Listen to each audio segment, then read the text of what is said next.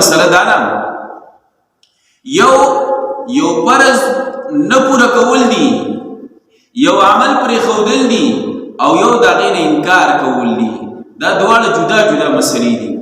یو کس دی هغه ایمان راوړی مسلمان دی، منځ نه کوي، سجده نه لګوي، نو ګناهګار دی خو کافر نه دی. ګناهګار دی خو کافر نه دی. او چې څومره منځونه قضا کوي د هغې به ورته سزا میلاویږي، څومره سجدې قضا کوي د هغې به ورته سزا میلاویږي. لکه حدیث مبارک کې راځي نبی علیه السلام فرمایي یو مؤمن بنده هغه منځ قضا کي او وروسته یې وکړي هم دا نه چې مکمل یې پرېښی دی، یعنې وروسته چې دی هغه منځ بیا راوګرځاو. لکه اوس د چا نه ماسپښین مازدیګر منځ قضا شوی دی، ماښام منځ قضا شوی دی، او اوس یې د ماسخوتن سره وګرځوي، نو د دې وروستوالي د وجې نه حدیث مبارک کې راځي نبی علیه السلام فرمایي 2 کروڑ 88 لکه کاله به دی په جهنم کې سوځي.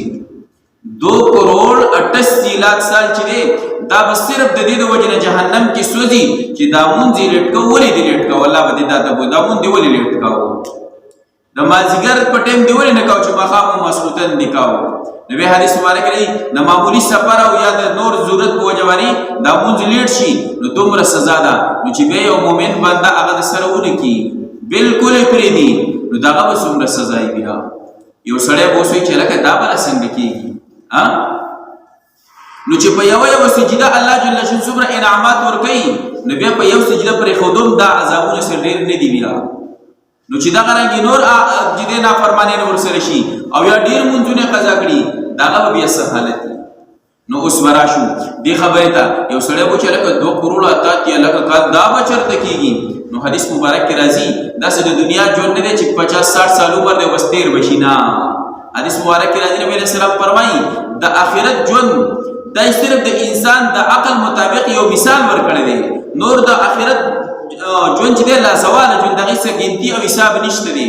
خو بیا هم نبی علیه السلام فرمایي د دې ځمکې نه واله تر اسمان پورې دا څومره خلا چې ده دا د وري یعنې د شړشم د دانو نه ډکه شي دا به څومره ډېرې دانې د شړشم.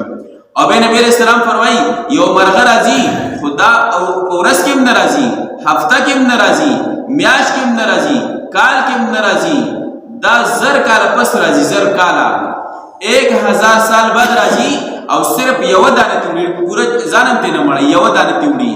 نبی علیه السلام فرمایي یو وخت به داسې راشي چې دا ټولې دانې به ختمې شي خو د آخرت ژوند چې دی هغه به ختم نه شي.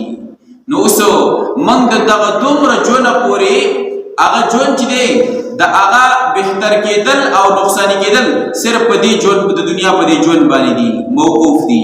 که د دنیا ژوند کې چا د دغه ژوند دپاره توښه ویوړه هغې د راحت او د آرام شو، او که نه دا لږو ژوند یې د خپل منشا او د خواهش مطابق تېر کړو نو هغه لازواله ژوند چې دی هغه بیا د مصیبت سره مخ دی.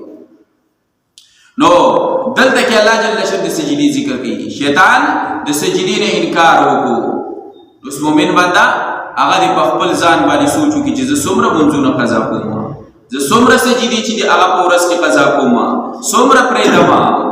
او بل ته خبره دا وه چې یو کس مونځ نه کوي د هغه خو دغه سزا ده.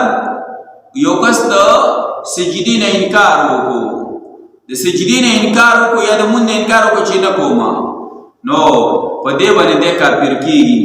او خاص کر په دې د نوجوان طبقه لږ سوچ وکړي. که ستاسو خیر دي په دې کورونو کې نوجوانان دي او چې کله سهار کې ورته دا مور یا پلار اواز کوي پاسه لکه د منځه ټیم دی نو پلار ته خو لا دومره نه خو مور ته ډېره دا خبره چې دی کوي.